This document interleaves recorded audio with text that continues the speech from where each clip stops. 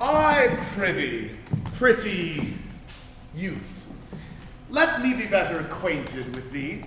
They say you are a melancholy fellow. I am so. I do love it better than laughing. I have neither the scholar's melancholy, which is imitation, nor the artist's, which is creative, nor the lady's, which is nice, nor the lover's, which is, well, all of these. But it is a melancholy of mine own, compounded of many ingredients, extracted from many objects, and it is mainly from a contemplation of my travels. A traveler. By my faith, you have great reason to be sad.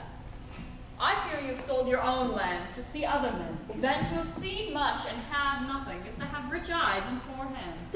Yes, I have gained my experience. And your experience makes you sad. Rather I'm a fool to make me marry than experience to make me sad.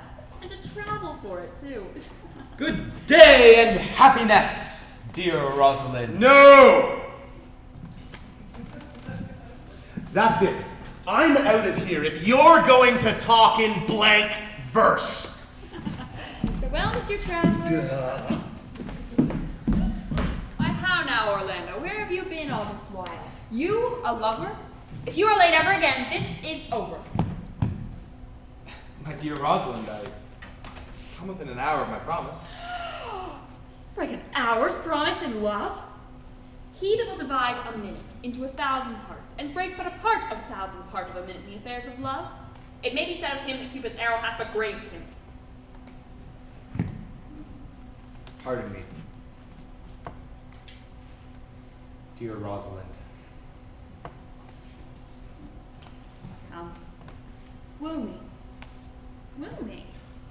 For now I'm in a holiday mood and like enough to consent. What would you say to me now, if I were really Rosalind?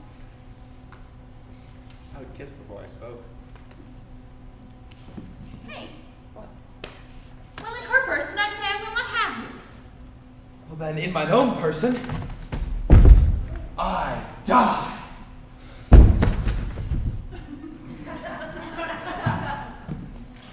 No.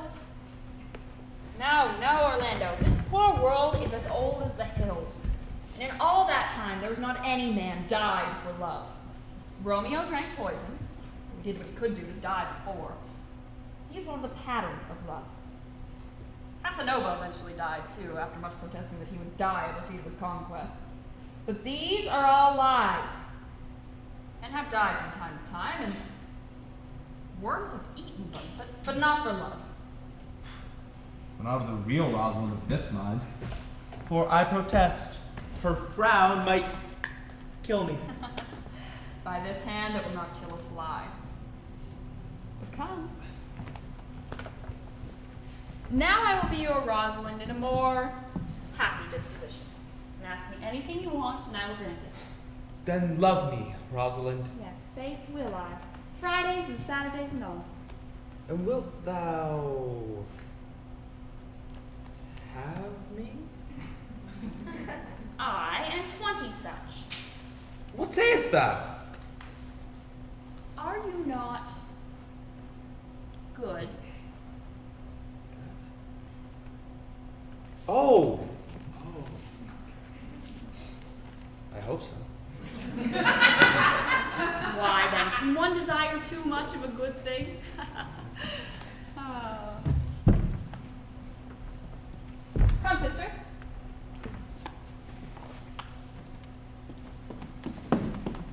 You will be the priest and marry us. Give me your hand, Orlando.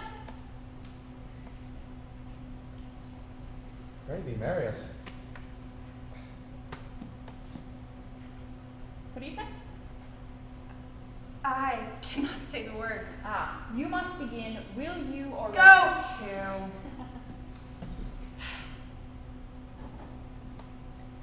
Will you, Orlando, have to wife this Rosalind? I will. I but when? now, as fast as she can marry us. Then you must say, I take thee Rosalind for wife. I take thee, Rosalind, for wife. But how long would you have her after you possessed her? Forever and a day. No, Orlando. Say a day without the ever. Men are April when they woo, December when they wed.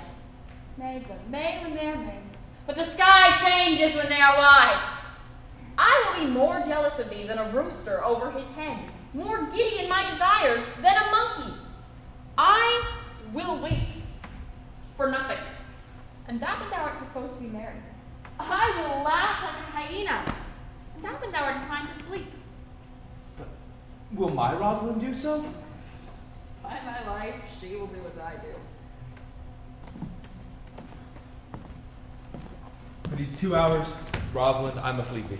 Alas, dear love, I cannot laugh thee 2 hours. I must attend the Duke at dinner. By 2 o'clock, I'll be with thee again. Fine. Go your ways. Go your ways. I knew what you would prove. My friends told me as much. And I thought no less. That flattering tongue of yours won me. 'Tis but one cast away, and so come death.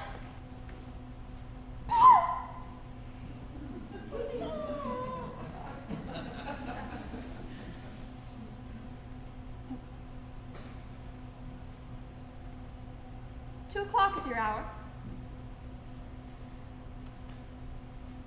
I, sweet Rosalind.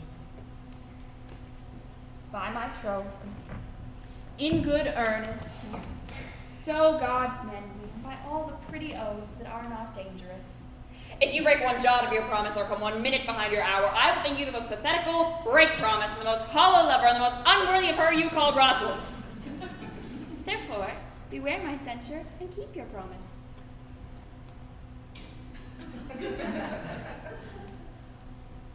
If no less honor, than if thou wert indeed my Rosalind. And so, I do. Two.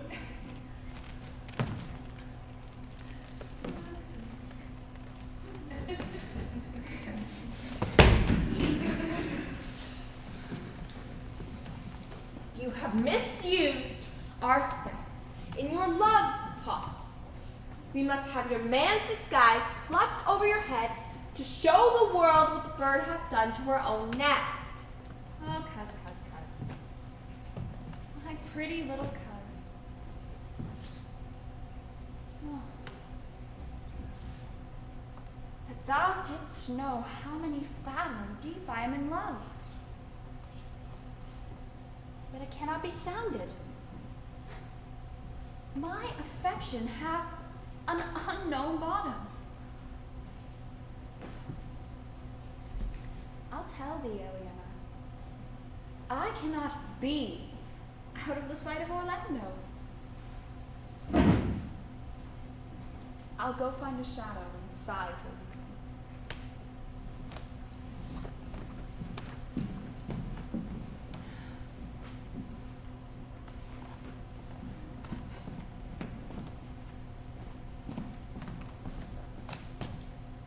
And I'll sleep.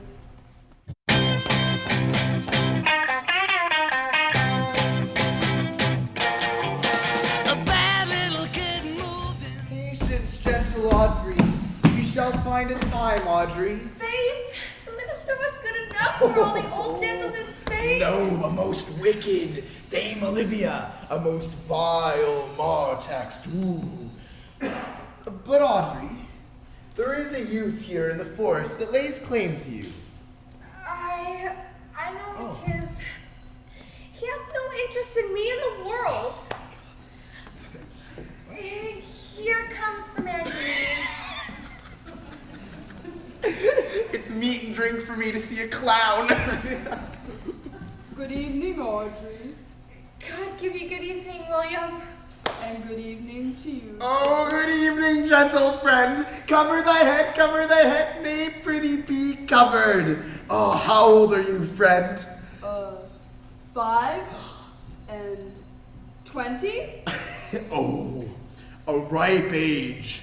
Is thy name William? William, sir. Oh, a fair name. Wast born in the forest here? I, sir.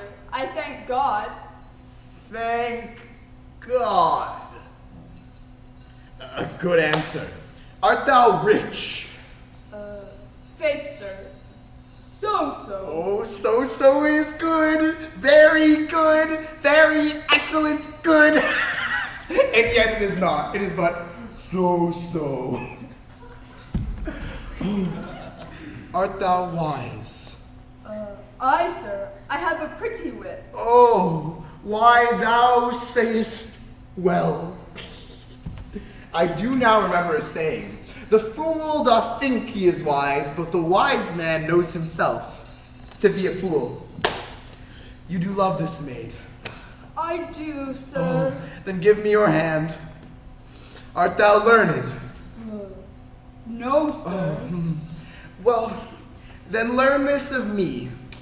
To have is to have, and I am he. Which he, sir? He, sir, that must marry this woman. Therefore, you clown, abandon. Which in the vulgar is, leave the society. Which in the boorish is, company, of this female. Which in the common tongue is, Woman? aha! Or clown, thou perishest. Or thy better understanding, diest. To wit, I kill thee! Make thee away! Translate thy life into death! I will deal in poison with thee. Oh.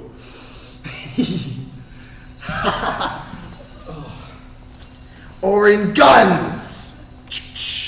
Boom, boom, boom.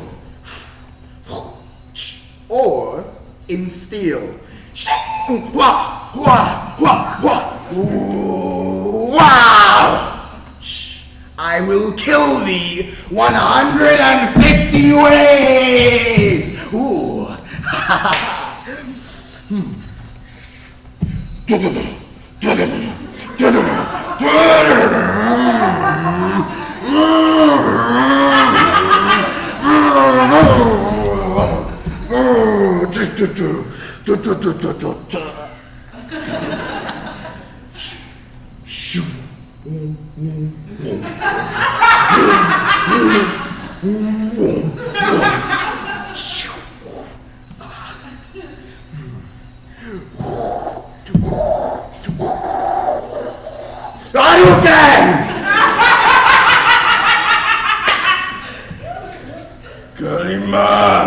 Kalima!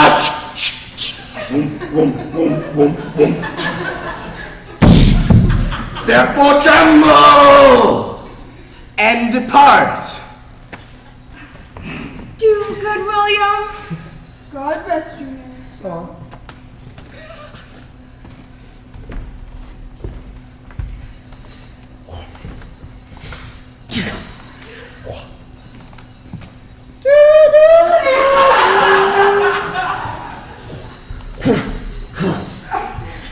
If you like it, then you should have put a ring on it. If you like it, then you should have put a ring on it.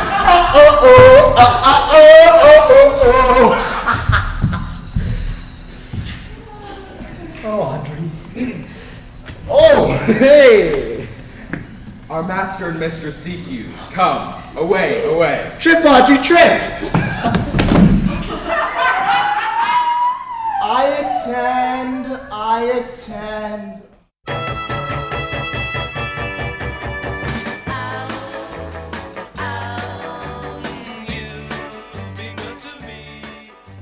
How now? Is it not past 2 o'clock?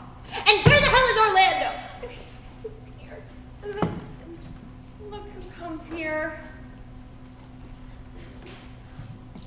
My errand is to you, fair youth.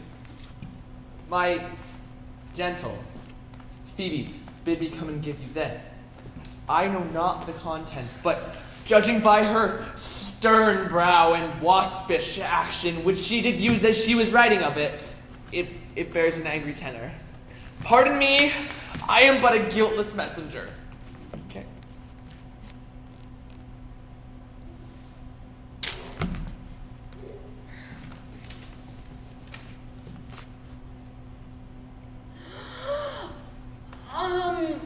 She says I am not fair. She calls me proud and says that she could not love me. Her love's not the hair that I do on. Why writes she so to me? Well, shepherd, well, this is a letter of your own device. No. It is hers. She has a boisterous and cruel style. A style for challengers. She defies me. Will you hear the letter? Oh. So pleases you, for I never heard it yet heard too much of Phoebe's cruelty. She Phoebes me. Mark how the tyrant writes. Art thou God to shepherd turned, that a maiden's heart hath burned? Can a woman rail thus? Call you this railing? Oh, the scorn of your bright eye has power to raise such love in mine. Whilst you chid me, I did love. How then might your prayers move? He that brings this love to thee, little knows this love in me. And by him seal up thy mind, whether that thy youth and kind will the faithful offer take of me and all that I can make, or else by him my love deny, and then I'll study how to die. Call you this chiding? Alas, poor shepherd. Do you pity him? Yeah? No! He deserves no pity. Wilt thou love such a woman? To make thee an instrument to play false notes upon thee? Not to be endured. Well, say this to her, that if she loves me, I charge her to love thee. Thou be true lover, hence, not a word. Here comes more company.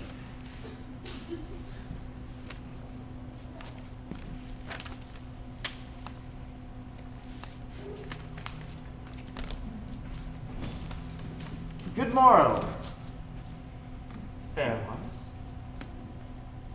Pray you, if you know, where in the area of this forest stands a sheepcote, fenced about with olive trees?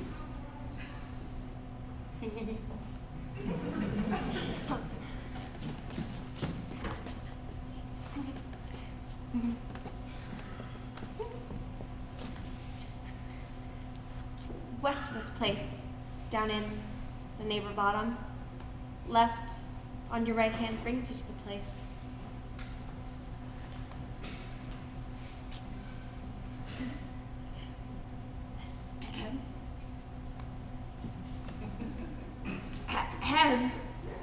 But at this time the house doth keep itself, there's no within. Oh, pray, but are not you the owner of the house I did inquire for? There's no boast being asked to say we are. Orlando doth commend him to you. Both.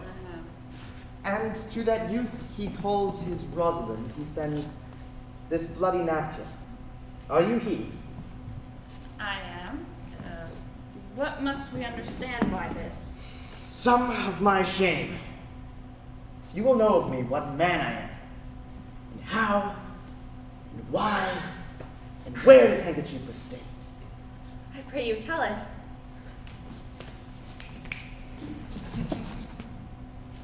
When last the young Orlando parted from you, he left a promise to return again within an hour. And pacing through the forest, under an oak whose boughs were mossed with age, a wretched, ragged man, o'ergrown with hair, lay sleeping on his back. About his neck, a green and gilded slave had wreathed itself. Seeing Orlando, it unlinked itself, and with indented glides did slip away into a bush. Under which bush's shade, a lioness lay crouching, head on ground. This seeing, Orlando did approach the man, and found it was his brother. His eldest brother. I have heard him speak of the same brother. It did render him the most unnatural lived amongst men. And well he might do so, for I know he was unnatural. But to Orlando, did he leave him there food for the wild and hungry lioness? His kindness, nobler ever than revenge, and his nature, stronger than his just occasion, made him give battle to the lioness, who quickly fell before him, which, hurtling from miserable slumber, I await. Are you his brother? It was you he rescued. Was you who did all to contrive to kill him? 'Twas I, but 'tis not I anymore.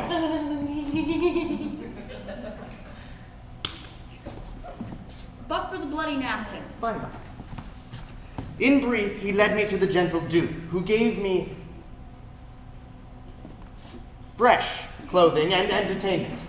He then led me unto his cave.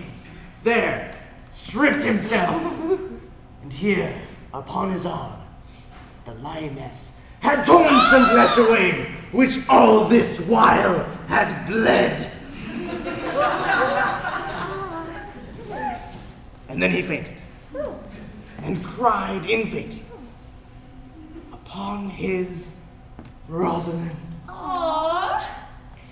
So I recovered him, bound up his wound, and with some small space, being strong at heart, he sent me hither, stranger as I am, to tell this story that you might excuse his broken promise, and to give this napkin, dyed in his blood, unto the shepherd youth he doth in sport to call his Rosalind. Ganymede? Sweet Ganymede? Many will swoon when they do look upon blood. There's more in it. Cousin Ganymede! Look, he recovers. I would I were at home. We'll lead you thither. Good sir, take him by the arm. Just by the arm. Be of good cheer, youth. You a man. You lack a man's heart. I do so, I confess it. Well, some would say this was well counterfeited. I pray you, tell your brother how well I counterfeited. Hi-ho. This was not counterfeit.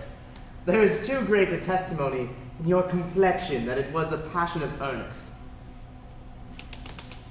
Counterfeit, I assure you. Oh, well then, take a good heart and counterfeit to be a man. So I do. But in faith, I should have been a woman by right. You look paler and paler. Draw home, I pray you. Good sir, go with us. That will I. For I must bear answer back how you excuse my brother, Rosalind. I will devise something. But I pray you commend my counterfeiting to him. So you go.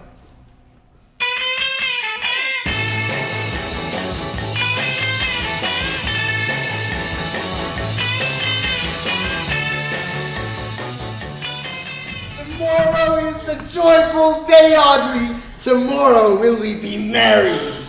I do desire it with all my heart. And I hope it is no dishonest desire to be a woman of the world. Here comes some of the Bannister's pages. Well met, honest gentleman. By my trot, well met. Come, sit. And a song. Oh. We are for you. Sit in the middle.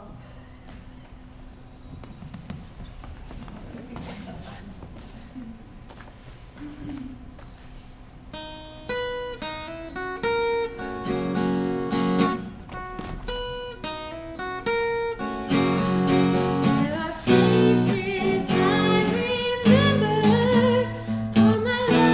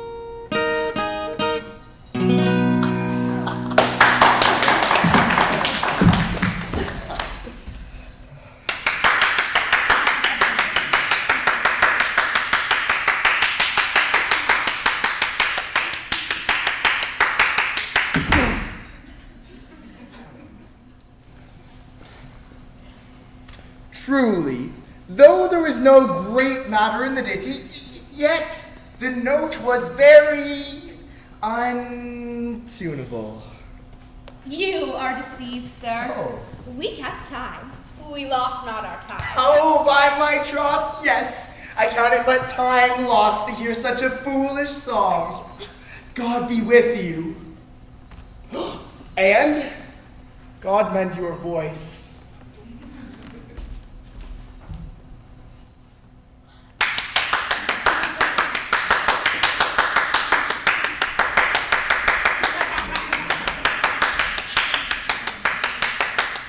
Come, Audrey. Come, girl. Close your eyes and I'll kiss you.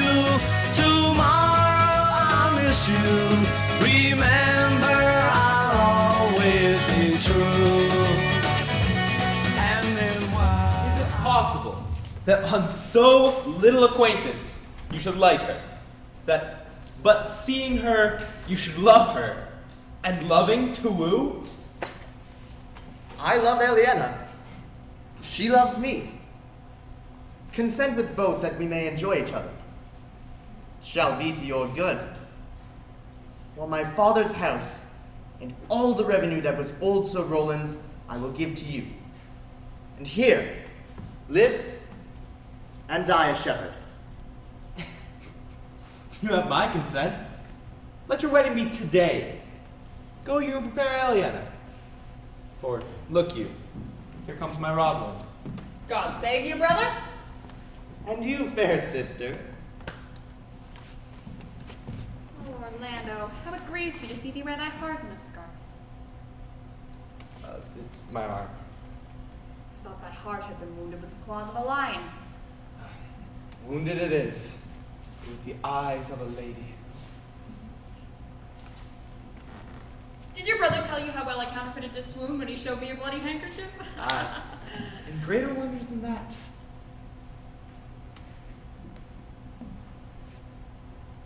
Oh, I know where you are. Nay, 'tis true, there was never anything so sudden. Your brother and my sister no sooner met but they looked, sooner looked but they loved, sooner loved but they sighed, sooner sighed but they asked one another the reason, no sooner knew the reason but they sought the remedy. They are in the very wrath of love, and they will be together. Clubs could not part them. They will be married in a few minutes. And I've invited the Duke to the wedding. Good. But oh, what a bitter thing it is to look into happiness through another man's eyes.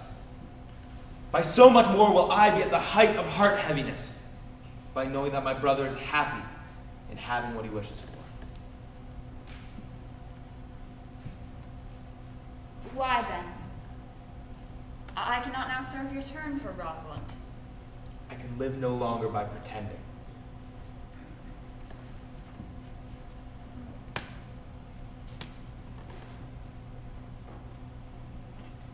Well, know of me then. For now I speak to some purpose. Believe, if you please, that I can do strange things. I have, since I was 3 years old, conversed with a magician. Most profound in his art. You do love Rosalind as much as you say you do. When your brother marries Eliana, shall you marry her? I know into what straits of fortune she is driven, and it is not impossible to me to set her before you, if it appear not inconvenient to you. Speakest thou in sober meanings? By my life I do. And so invite your friends. Put on your best clothes. For if you will be married right now, you shall. And to Rosalind, if you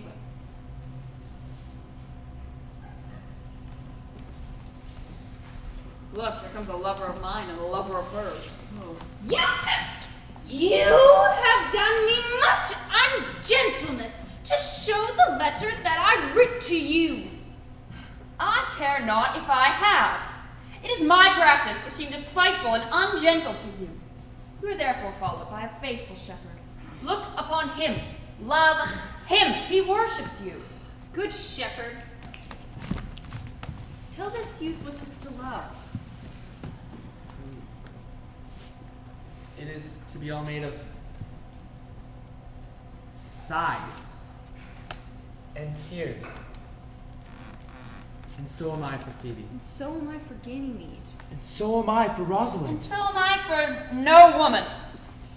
It is to be all made of faith and service.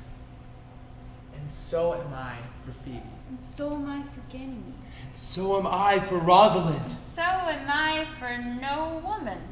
It is to be all made of fantasy, all made of passion, all made of wishes, all adoration, duty, and observance, all humbleness, all patience and impatience, all purity, trial, all observance.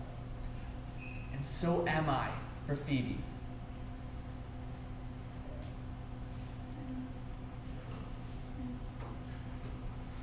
And so am I for Ganymede. So am I for Rosalind. So am I for no woman. If this be so, why blame you me to love you? If this be so, why blame you me to love you? If this be so, why blame you me to love you?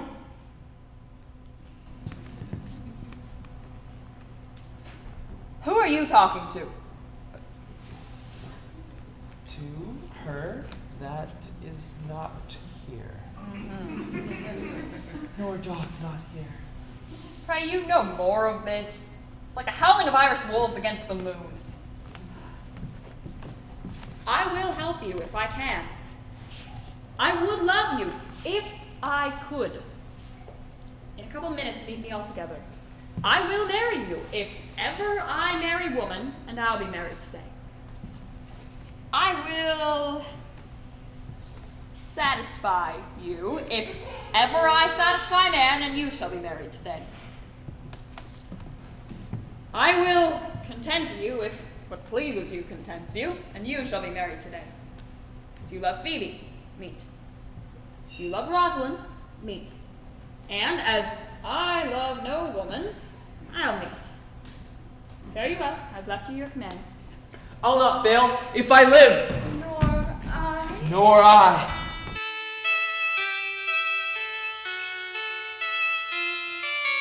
Picture yourself in a boat on a river with tangerine trees and marmalade skies. Somebody calls you, you answer quite slowly. A girl with kaleidoscope. Dost thou believe, Orlando, that the boy can do all that he hath promised? I sometimes do believe and sometimes do not. As those that fear they hope and know they fear. Patience once more was a compact as urged. You say if I bring in your Rosalind, you'll bestow her on Orlando here. That would I, had I kingdoms to give with her. You say you'll have her when I bring her in. That would I, were I of all kingdoms king. You say you'll marry me, if I be willing. That would I should I die the hour after? Or else, refusing me, to give yourself to this most faithful shepherd.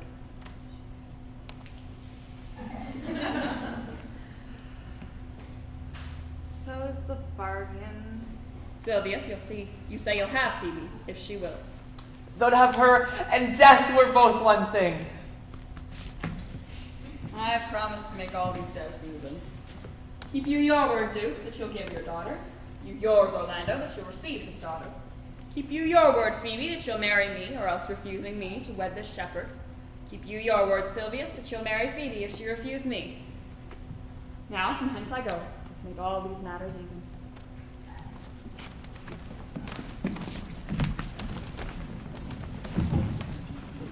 I do remember in this shepherd boy some lively touches of my daughter's favor. My lord, when first I met the boy, methought it was a brother to your daughter. But, my good lord, this boy is forest-born.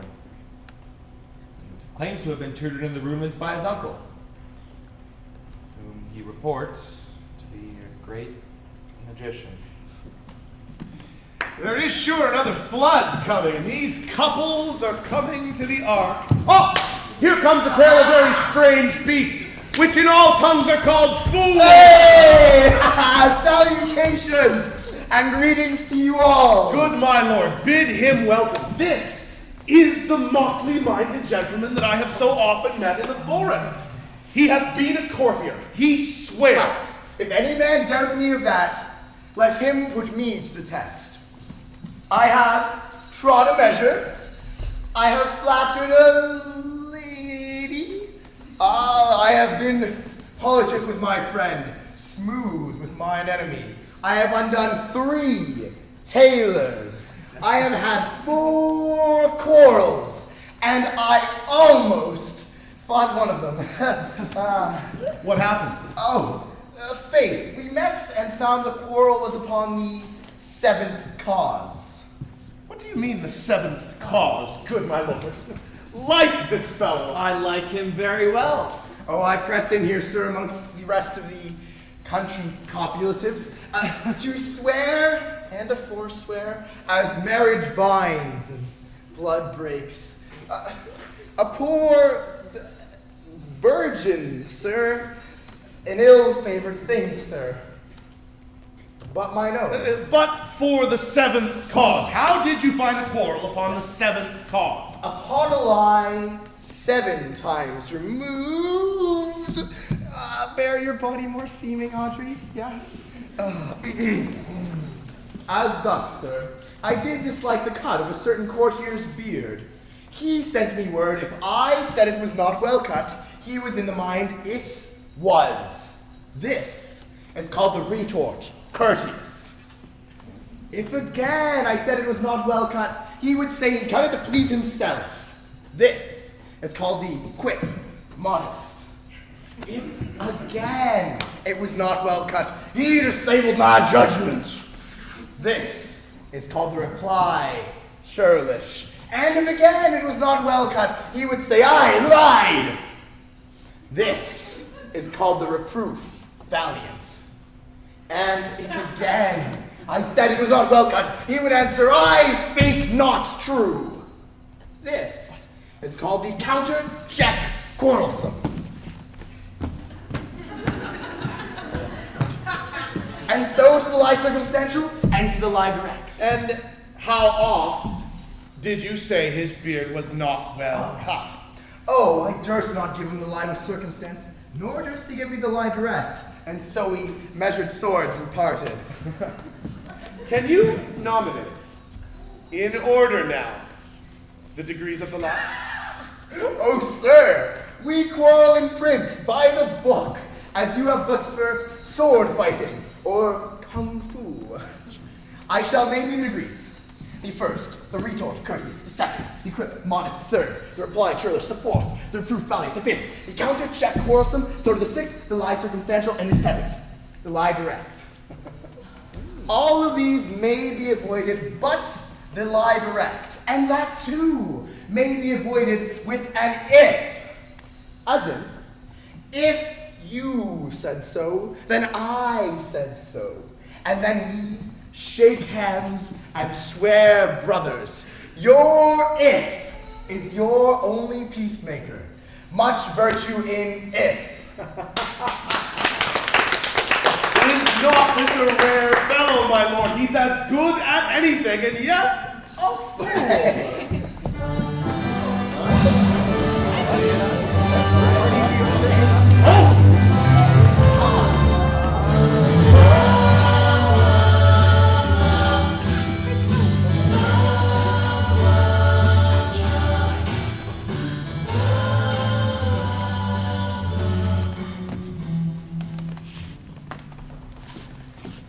Good Duke, receive thy daughter, that thou mightst join her hand with his, whose heart within his bosom is. To you I give myself, for I am yours.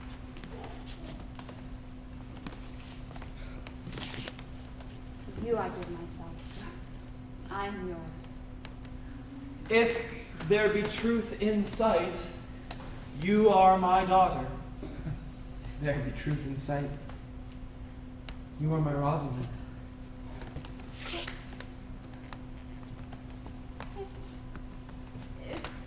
and shape be true, why then my love adieu. I'll have no father if you be not he. I'll have no husband if you be not he. Nor ne'er wed woman if you be not she.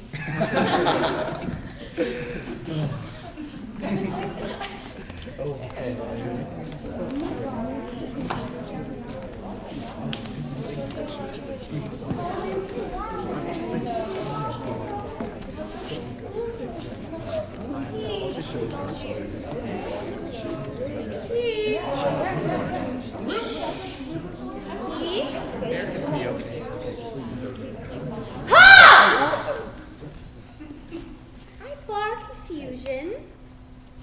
'Tis I must make conclusion. You and you, no cross shall part. You and you, our heart and heart.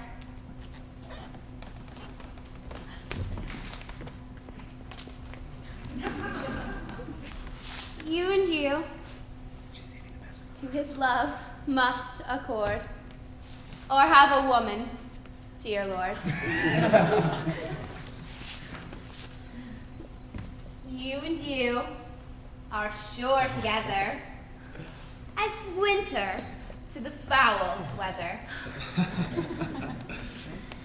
Oh, my dear niece, welcome thou art to me, even daughter welcome in no less degree. Silvius, I will not eat my words. Now thou art mine. Thy faith, my fancy, to thee doth combine.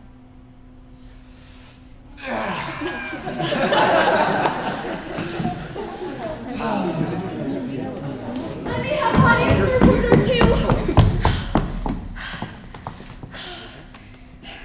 I bring good tidings to this fair assembly. Duke Frederick, hearing how every day men of great worth resorted to this forest, addressed a mighty power, which were on foot, under his own command, come to take his brother here and put him to the sword. And yet this wild wood he came, were meeting with an old religious man. After some questioning with him, was converted, both from his enterprise and from the world. His crown bequeathing to his banished brother, and all their lands restored to them again, and that one with him exiled. This to be true, I do engage my life. Welcome back!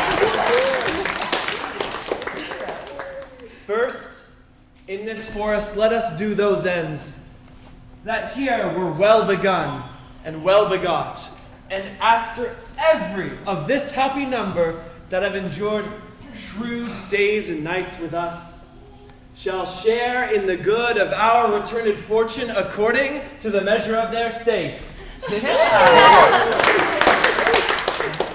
Meantime, forget this new-fallen dignity. Play, music, and fall into our rustic revelry. And you, brides and bridegrooms all, with measures heaped in joy, to the measures fall.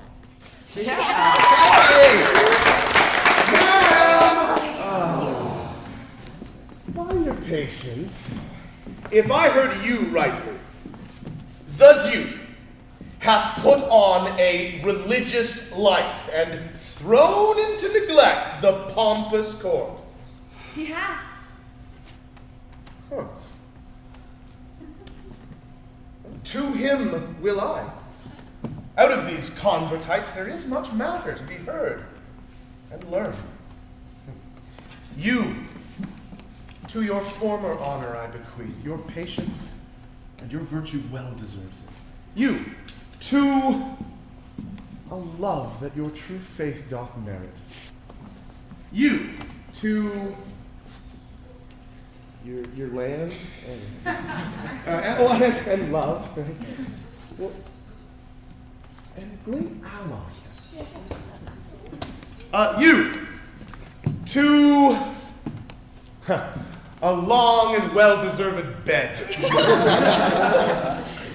And you, to quarreling. for thy loving voyage is but for 2 months' supply.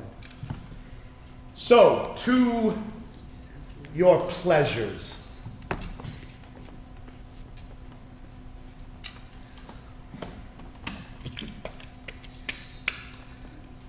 I am for other than for dancing measures. Stay, Jaques. Stay. To see no pastime I, what you would have. I'll stay to know what you're been and king.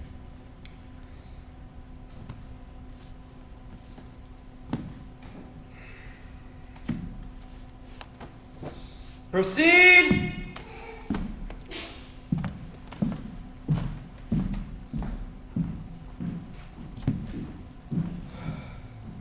Proceed! We'll begin these rites, as we do trust they'll end in true delights.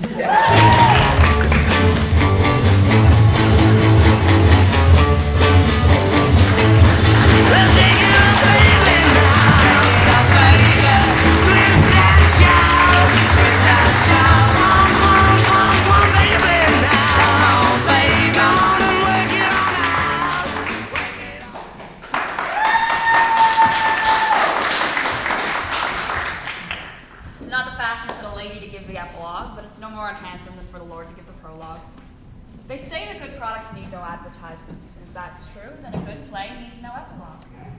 But to good products, they do sometimes have good advertisements. And a good play is made better by the help of a good epilogue. But a case in mind, then, because this isn't a good epilogue or a good play. I'm not furnished like a beggar. Therefore to beg you will not become me. My way is to conjure you. And I'll begin with the women. I charge you, O women, for the love that you bear to men, to like as much of this play as please you. And I charge you, O men, for the love that you bear to women, as I perceive by your simpering none of you hates them. Between you and the women, the play may please. If I were a woman, I would kiss as many of you had beards that pleased me, complexions that liked me, and breaths that didn't stink. And, as I'm sure, as many as do have good faces and good beards and sweet breaths, will, for my kind offer, when I make curtsy, bid me farewell.